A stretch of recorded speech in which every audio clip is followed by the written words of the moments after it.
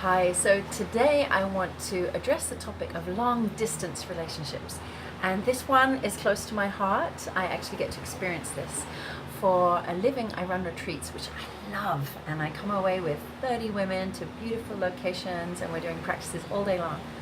But it also means that I am at a distance from my partner for extended periods of time. He's back in Europe with his job and his family and his things, and I'm here. So how do you keep a long distance relationship alive? What do you do when you can't be physically close? Because of course, physicality is one of the best ways of staying really intimate and really connected. And when we're making love, we're exchanging energy, and it helps us to feel really close and a lot of love. So how do you do that when you're not in the same place? So Tantra likes to look at things in terms of energy. So the question is here, how do we keep feeding energy into a relationship when we're not going on dates together, when we're not making love, when we're not touching, not seeing each other every day? So I've got a simple tool. It's not traditional Tantra at all. It's just something that's really worked for me and for my beloved, and I'd like to share it in case it will work for you. So what did we do? We decided when we were apart that we would create a Facebook group just for us. Yep, that's it. I told you it wasn't ancient Tantra.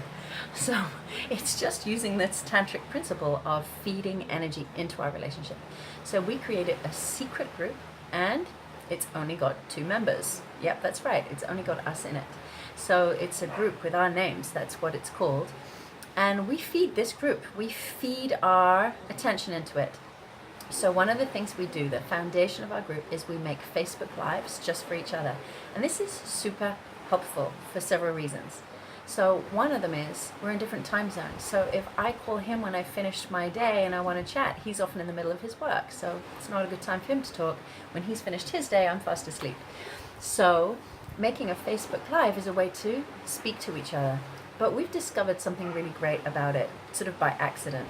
And that is, if you're sharing on your Facebook video to each other, you get to be fully heard.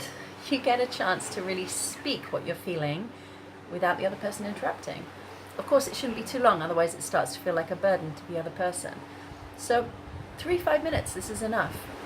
But the real beauty is to share what's alive for you, what's vulnerable for you. Vulnerability is the key. In fact, everybody wants to listen when we're sharing what's vulnerable. If you're just sharing like, I did this, I did that, she said this, they did that, it's not so interesting or watchable.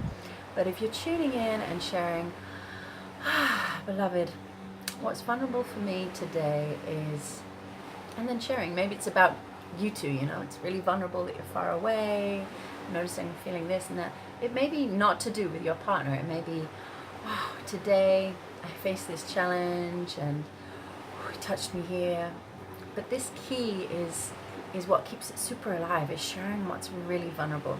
So we like this statement, what's vulnerable for me today is, and then have a little sharing. It's really beautiful to receive. In fact, just yesterday I received my partner's video. It was 5 minutes long. It moved me to tears. It made me fall in love with him all over again. It was so beautiful. Just touched me right here. And I noticed sometimes when we call and he's busy and I'm like, hi, and I want to share, and he's really busy, it doesn't work. So these Facebook Lives are just totally amazing. And also, like I said, the trick is to keep it brief so you don't start feeling like a burden to each other, but just really sharing what's potent and alive for you. It's beautiful. And then on top of that, of course, sharing your gratitudes, what you love about each other, so you're really connecting, really tuning in how that person makes you feel, what you love about them. On top of that, we add in articles and things that are directly nourishing to our relationship. It might be little places we'd like to go on holiday. Hey, check out this, let's go here. It might be an article about relationships or some new tantric sex thing that we found, just like adding little clips. Like it becomes like a notice board of like this. And again, not too much and really relevant. Like this I feel is really connected to our relationship and our connection.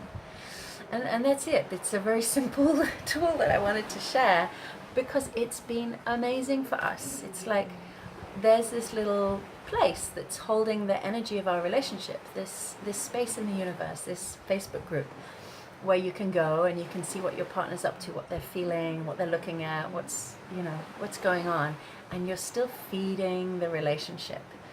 And it's so totally beautiful to do this so that you can prepare for when you're going to meet again and really stay connected with each other.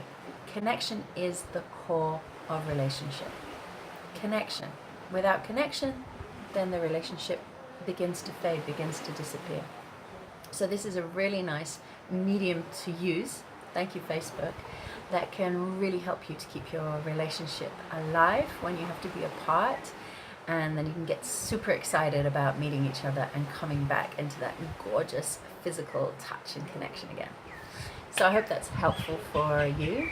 I shared it with a friend at lunch who thought it was a great idea, so I want to share that with you also because hopefully it's going to help somebody out there to nourish their relationship with me. So share your dreams, share your feelings, share your vulnerability, share your dance and how good you feel. Don't just share the heavy stuff, by the way. It's good to share our light and our joy as well. A little bit of the vulnerability, a little bit of the ecstasy, a little bit of both is a good mix. So I'd love to hear what you guys share and what keeps your relationship alive. So if anybody else is moving through long distance relationship, please share in the comments below. I'd love to hear from you.